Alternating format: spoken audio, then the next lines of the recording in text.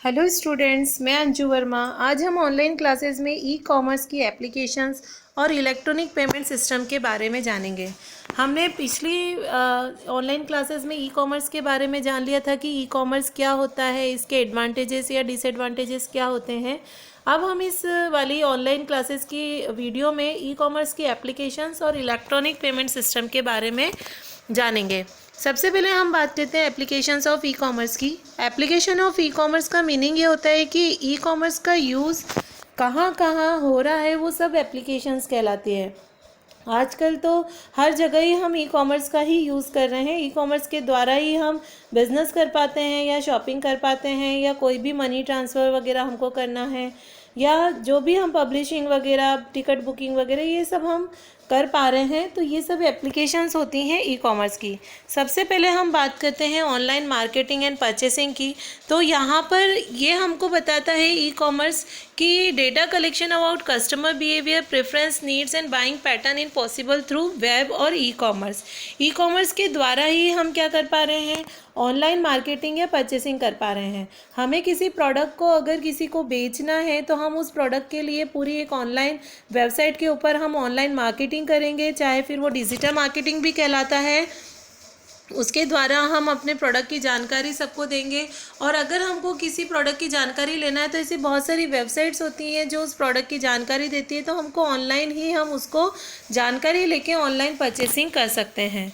फिर हम बात करते हैं रिटेल या होलसेल की। तो ऐसी बहुत सारी ई कॉमर्स की वेबसाइट्स रहती हैं जो कि रिटेलिंग का भी काम करती हैं। वहाँ से हम सामान को परचेस करते हैं। यहाँ पर अगर हम बात करें तो बिज़नेस टू कस्टमर का एग्जांपल यहाँ पर होता है, क्योंकि एक कस्टमर डायरेक्ट ही बिजनेसमैन से परचेस कर पा रहा है किसी भी सामान को। तो ये रिटेल या होलसेल का ही काम होता है। यहाँ पर हमें किसी भी शॉप पे या बीच पार्टी में जाने की ज़रूरत नहीं होती है। जैसे मेरी मैन्युफैक्चरिंग कंपनी है और मैंने उस प्रोडक्ट को बनाया है, तो डायरेक्ट किसी वेबसाइट के द्वारा मैं उस प्रोडक्ट को डायरेक्ट कस्टमर को पहुँचा रही हूँ। तो ये हमारा काम हो जाता है होलसेल का। तो रिटेल और होलसेल में भी हम ई कॉमर्स का यूज़ कर रहे हैं। Financial companies are using e-commerce to large extent. Customer can check the balance of their savings and loan account, transfer money to their other account and pay their bill through online banking, e-banking. Another application of e-commerce is online stock tracking. मतलब कि यहाँ पर बहुत सारी ऐसी financial companies होती है जो कि ई कॉमर्स को यूज़ कर रही है। यहाँ पर कस्टमर खुद से चेक कर सकता है कि उसके बैंक में कितना क्या सेविंग है, उसने कौन सा लोन ले रखा है और उसकी कौन सी ईएमआई उसको पे करनी है या कितना उसने मनी को ट्रांसफ़र किया है। वो सारी इन्फॉर्मेशन को वो शो करता है। तो that is a financial e commerce.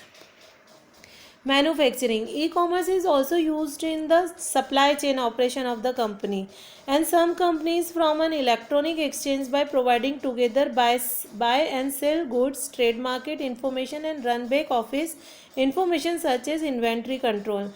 This speed up the flow of raw material and finished goods among the members of business community.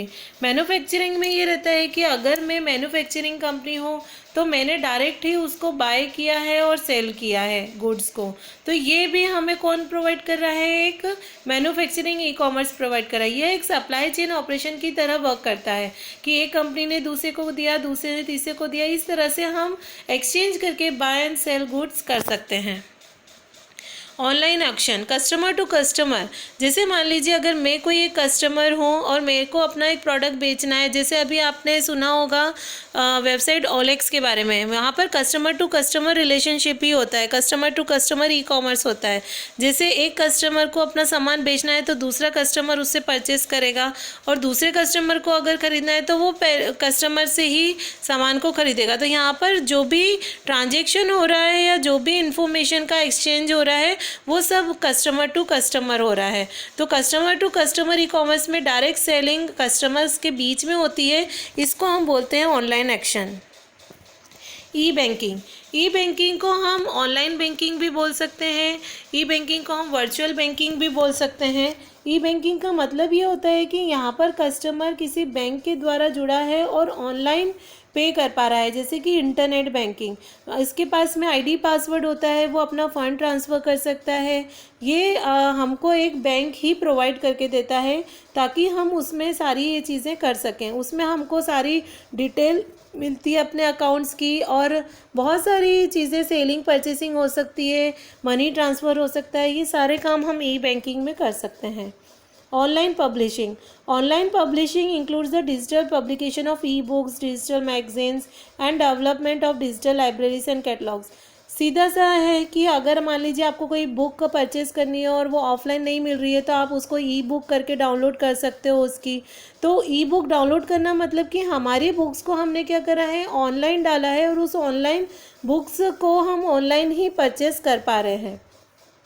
तो इसको हम बोलते हैं ऑनलाइन पब्लिशिंग। ऑनलाइन बुकिंग, अब इसमें इंटरनेट बुकिंग है। An internet booking engine is an application which help the travel and tourism industry support reservation through the internet. It helps customers to book flights, hotels, holidays package, insurance and other services online. Online booking में हमको ये बहुत सारी facility provide कर देता है कि अगर हमको कोई फ़्लाइट की टिकट बुक करना है, कोई मूवी की टिकट बुक करना है, या कोई ऐसा हॉलीडे पैकेज हमको बुक करना है, तो ये सब हमको फैसिलिटी प्रोवाइड करता है ताकि हम ऑनलाइन ये सारी फैसिलिटी को ले सकें। तो ऑनलाइन बुकिंग भी इसका एक एप्लीकेशन होता है। फिर हम बात करते हैं इलेक्ट्रॉनिक पेमेंट सिस्टम की। इलेक्ट्रॉनिक पेमेंट सिस्टम का मतलब होता है कि हम विदाउट चेक या विदाउट कैश हम इलेक्ट्रॉनिक पेमेंट सिस्टम को यूज़ कर पा रहे हैं। जैसे अभी तक ही हमने ये सारी चीज़ें देखी थी, ये सब हमारी एप्लीकेशन थी ई कॉमर्स की। पर इस एप्लीकेशन के अंदर जब हम बात करते हैं कि हमको कैशलेस ट्रांजेक्शन करना है, ऑनलाइन ट्रांजेक्शन करना है, तो हम ईपीएस का यूज़ करते हैं। यहाँ पर इलेक्ट्रॉनिक पेमेंट सिस्टम एक ऐसा सिस्टम होता है जिसके द्वारा हम कोई भी गुड्स या सर्विसेज को ख़रीद सकते हैं, और ऑनलाइन बिना किसी चेक या बिना किसी कैश के। हम इसमें ऑनलाइन पेमेंट सिस्टम के द्वारा या कैशलेस पेमेंट सिस्टम के द्वारा भी इसको हम खरीद सकते हैं। इसीलिए इलेक्ट्रॉनिक पेमेंट सिस्टम को हम ऑनलाइन पेमेंट सिस्टम या कैशलेस पेमेंट सिस्टम भी कहते हैं।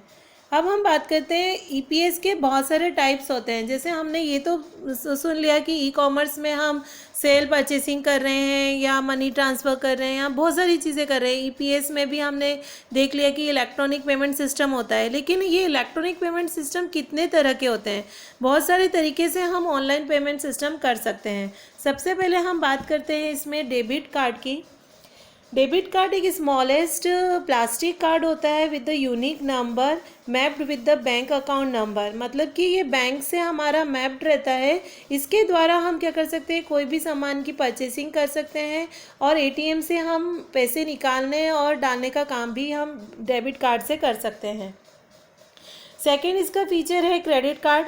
क्रेडिट कार्ड भी डेबिट कार्ड की तरह ही होता है। ये भी एक स्मॉल प्लास्टिक कार्ड होता है, यूनिक नंबर अटैच रहता है विद द बैंक। बट दोनों में डिफरेंस इतना रहता है कि डेबिट कार्ड में जितना हमारा अमाउंट रहता है हम उतने की ही शॉपिंग या अमाउंट निकालने का हम काम कर सकते हैं। लेकिन क्रेडिट कार्ड के अंदर अगर उस टाइम हमारे पास में बैंक में पैसा नहीं है तो वो हमको कुछ टाइम लिमिट दे देता है, उसके द्वारा हम वहाँ पर उस समय परचेस करके बाद में हम उसका पेमेंट बैंक में जाके कर सकते हैं।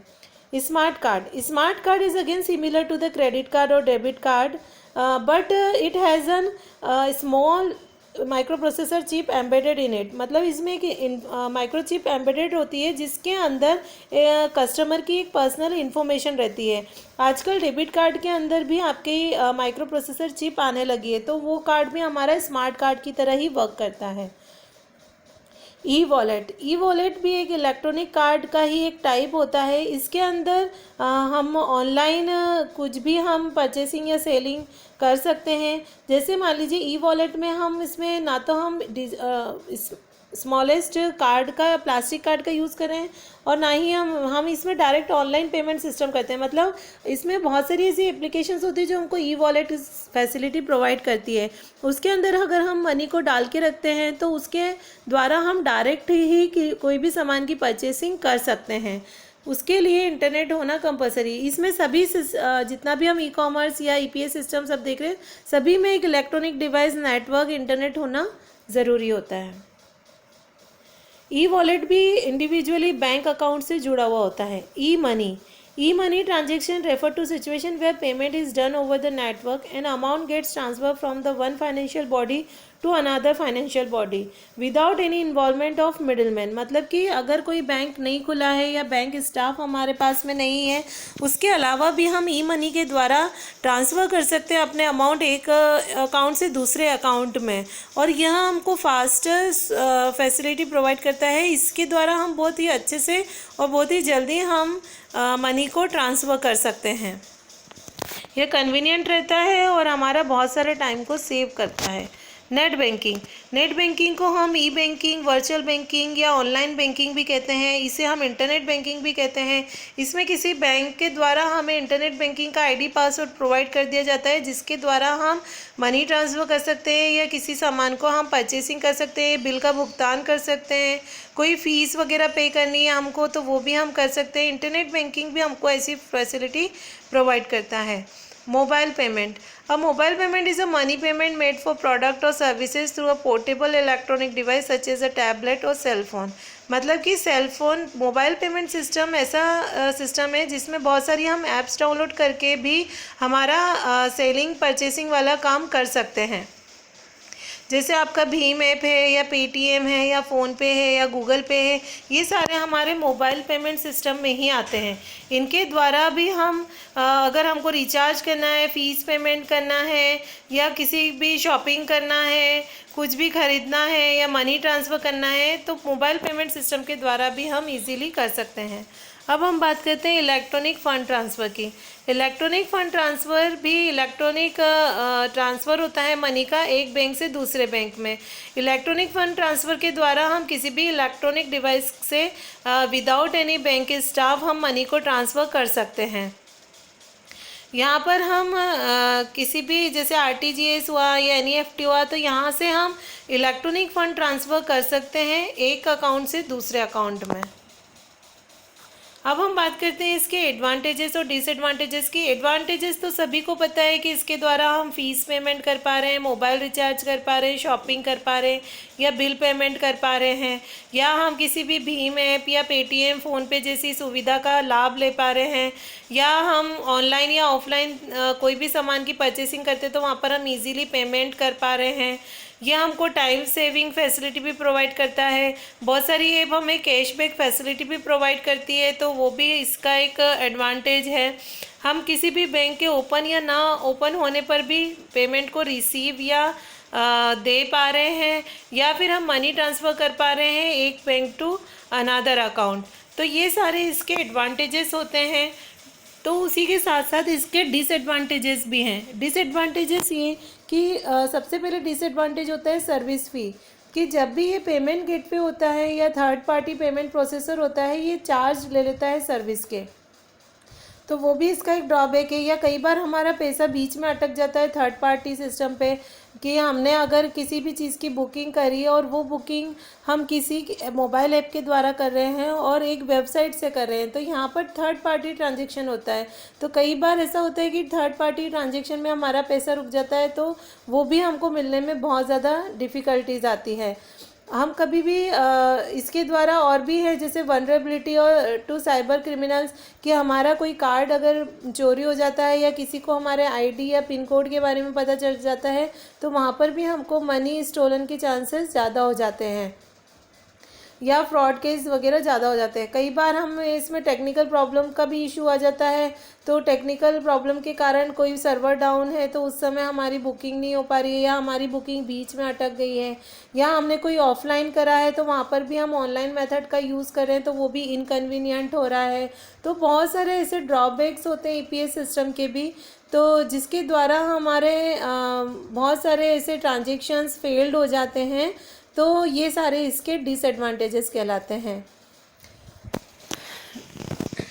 ये सब हमारा था एप्लीकेशंस ऑफ ई कॉमर्स और टाइप्स ऑफ ईपीएस सिस्टम।